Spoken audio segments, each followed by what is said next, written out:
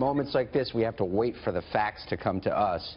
We're still waiting to find out who this attacker is and what kind of network this attacker might be a part of. So I just think it's important not to get too far ahead of the story at this But Tony, we do know the skill that it would take to develop an explosive device like this. As an intelligence officer, I'm telling you, based on my analysis of both the tactical situation, the way the explosive was used, this is either ISIS or Al-Qaeda. I would bet you a month's salary this is ISIS.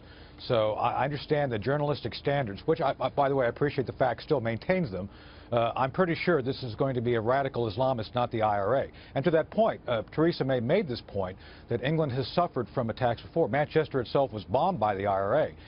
They got serious, and as you recall now, there's been a peace process which resulted in the IRA and Northern Ireland now being essentially in conditions of peace. We're not going to get to conditions of peace in this case because the actors, unlike the Northern Irish, are not rational. So we have to accept the fact that this was an irrational act done in a way to maximize the symbolic effects of terror. And until we decide we're going to actually deal with the terror, go into the heart of darkness in the region, which we're doing. We're defeating ISIS in the region, in Iraq and Syria. They're going to spread out from there, but we have to go and try to get ahead of them.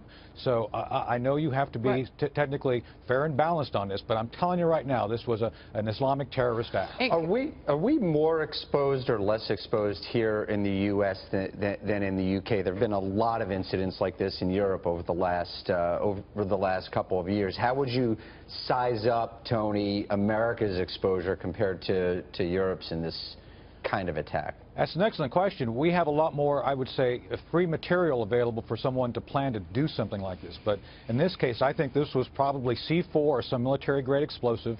I heard the explosive, they actually sounded like an IED I've heard go off in Afghanistan, so I believe it's military-grade.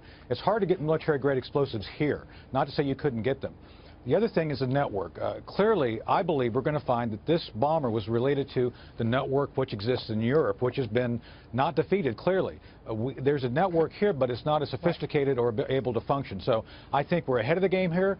The need is for us to stay ahead of the game, and being complacent at this point in time will not prevent those acts here. Kiron, I'm going to give you final word.